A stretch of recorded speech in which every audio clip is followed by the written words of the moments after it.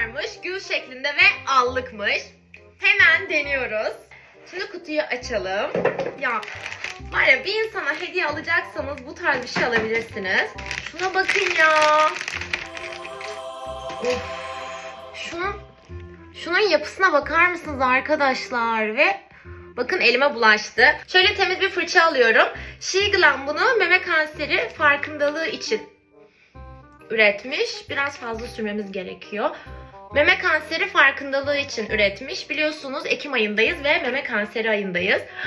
Şuna bakar mısınız? Ya böyle görsel bir şey arkadaşlar. Hani abartı bir şey de beklemeyin yani.